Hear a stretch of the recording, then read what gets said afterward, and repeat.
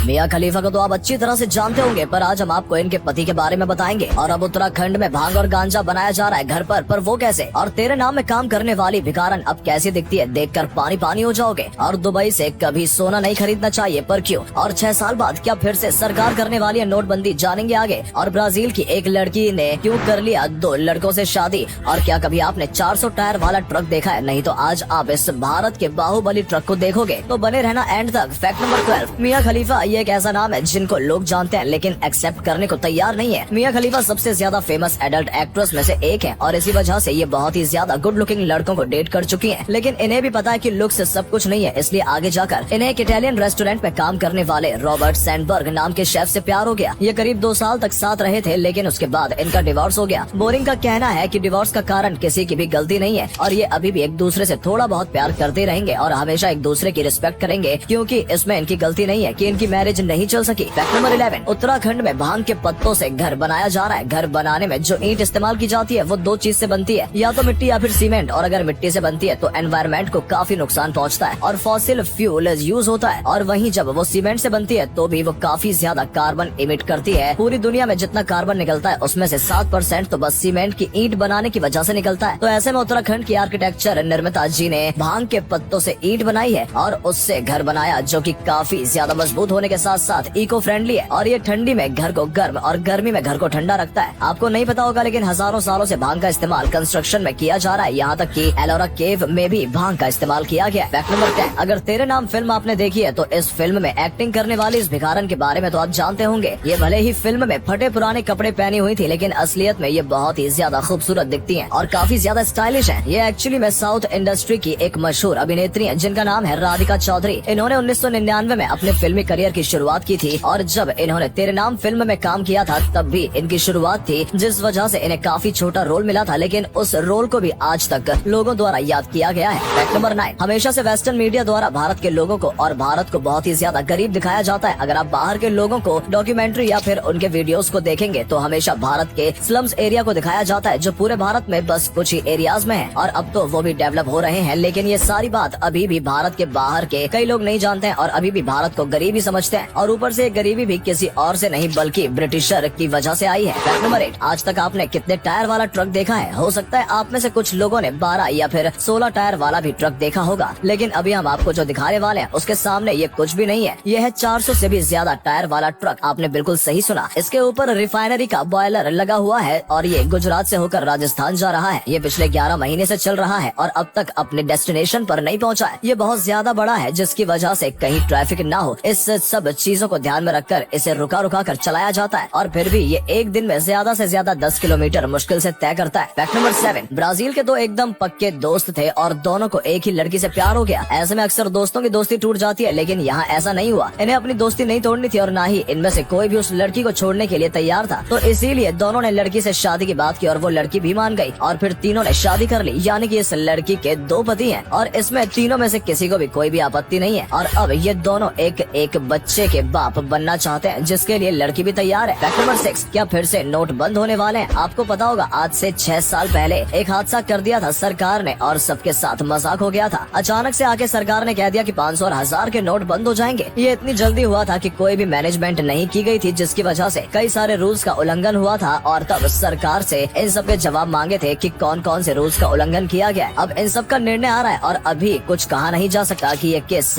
और मोड़ लेगा। फैक्ट नंबर 5, यानी कि इंटरनेशनल स्पेस स्टेशन में लगे कैमरे जो होते हैं वो इतने ज्यादा पावरफुल होते हैं कि वो स्पेस में रहकर भी कैमरों से जूम करके आपके जूते का कलर बता सकते हैं। फैक्ट नंबर 4, थिएटर में अब जो पिक्चर दिखाई जाती है उसके लिए डिजिटल प्रिंटर्स का इस्तेमाल किया जाता है, लेकिन पहले कुछ इस तरीके से प्रिंटर्स या फिर कैसेट का इस्तेमाल किया जाता था। आपको नहीं पता होगा, लेकिन ये देखो यहाँ पर 7 रोल है और ऐसे में 7 रोल मिलाकर बस एक पिक्चर बनती है। पहले जितनी भी पिक्चर थिएटर में रिलीज की जाती थी वो कुछ इस तरीके से बनाई जाती थी और अगर इन कैसेट्स में थोड़ा भी स्क्रैच या फिर कुछ मिट जाता था तो फिर थिएटर की स्क्रीन पर भी वैसा ही दिखता था। फैक्ट नंबर 3, अभी भी भारत के फादर ऑफ नेशन के बारे में पूछा जाता है तो आपके मुंह से गांधी जी का नाम निकलता होगा, लेकिन क्या आपको पता है गांधी जी असलियत में फादर ऑफ नेशन नहीं है। हम हमेशा से गांधी जी को फादर ऑफ नेशन कहते हैं, लेकिन एक 10 साल की बच्ची के दिमाग में आया कि ऐसा क्यों, और जब उसने आरटीआई में कंप्लेंट फाइल की तब उसे जवाब मिला कि भारत के संविधान के हिसाब से किसी मिलिट्री पर्सन को छोड़कर किसी को भी कोई टाइटल नहीं दिया जा सकता है, इसलिए गांधी जी को भी फादर ऑफ नेशन जैसा कोई भी ऑफिशियल टाइटल नहीं दिया गया है।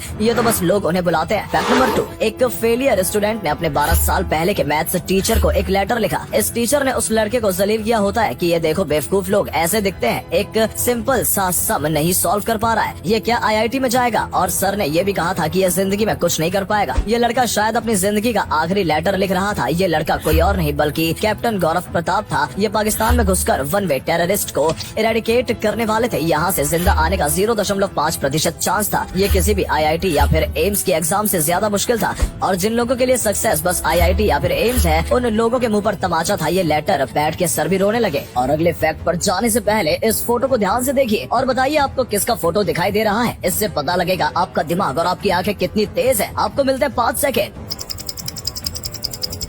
फैक्ट नंबर 1, क्या दुबई में सोना लेना सच में सस्ता पड़ता है? देखा जाए तो हाँ बिल्कुल। अगर आप दुबई से सोना लाते हो तो आपको 7 से 10 हजार रूपए तक का फायदा हो सकता है। ऊपर से दुबई में आपको बहुत ही ज्यादा वैरायटी की डिजाइन मिल जाएगी जितनी आपको इंडिया में नहीं मिल पाएगी। दुबई में एक शॉप में ही आपको 80 से ज्यादा अलग अलग चेन के डिजाइन ऑलरेडी बने हुए मिल जाएंगे, लेकिन वहीं इंडिया में एक दुकान पर 10 से 20 चेन ही होती है। दोस्तों, अगर आपको ये वीडियो पसंद आई हो तो इसे अधिक से अधिक लाइक और शेयर करें। साथ ही हमें कमेंट करके बताएं कि आपको इनमें से कौन सा फैक्ट सबसे ज्यादा मजेदार लगा। आज के लिए इतना ही। आपसे फिर मिलेंगे एक नई वीडियो और ढेर सारी रोचक जानकारियों के साथ।